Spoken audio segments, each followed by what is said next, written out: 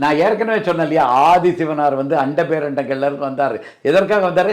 உலகத்தில் இருக்கிற எல்லாத்தையுமே கடவுள் தன்மை உள்ளதாக மாற்றி, அந்த இந்த நம்ம புவி, இந்த பூமி பந்தையே கடவுள் தன்மை உள்ளதாக மாற்றி என்றென்றும் அழியாத்தன்மை உள்ளதாக நீடித்து இருக்க செய்யணுங்கிறதுக்காகத்தான் சிவபெருமான் வர.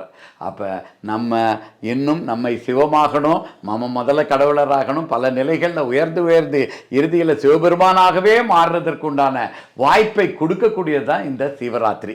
இதில் நம்ம அந்த சுடுகாட்டு அப்படி அப்படியெல்லாம் நினைக்கூடாது. முதல்ல சுடலைக்கு போனோம், ஒரு இடத்துல நல்லா தெளித்து, அந்த காலத்தில் சாணமெல்லாம் தெளிப்பாங்க, நம்மளே ஒரு நல்ல தண்ணியை வச்சு நல்லா தெளிச்சுட்டு அந்த இடத்த சுத்தம் பண்ணிவிட்டு சிவபெருமானை நோக்கி நம்ம படையல் போட்டு இறந்த முன்னோர்களையும் அழைத்து குலதெய்வங்களை அழைத்து எல்லாரையும் வச்சு அங்கே பூசை பண்ணிவிட்டு அங்கேருந்து கொஞ்சம் நம்ம சாப்பிட்டுட்டு கொஞ்சம் பிறருக்கு கொடுத்துட்டு நேராக சிவன் கோயிலுக்கு வரணும்.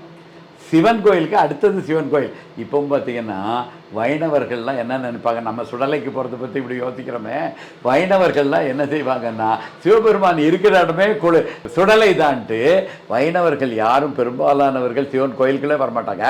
வந்தால் கூட அவங்க திருப்பி போன உடனே வீட்டுக்கு போய் குளிச்சுடுவாங்க. அதனால் அவங்கள பொறுத்தளவில் சுடலையும் சிவபெருமான் அங்கே இருக்கிற இடமும் சிவன் கோயிலும் ஒன்று தான் நினைப்பாங்க. நம்ம அங்கே அந்த சுடலையிலேருந்து நேராக இங்கே சிவபெருமான்கிட்ட வந்து அந்த கொடிமரத்துக்கு முன்னாடி அதே படையல்கள் எல்லாம் வச்சு திருப்பியும் சிவபெருமானை கும்பிட்டுட்டு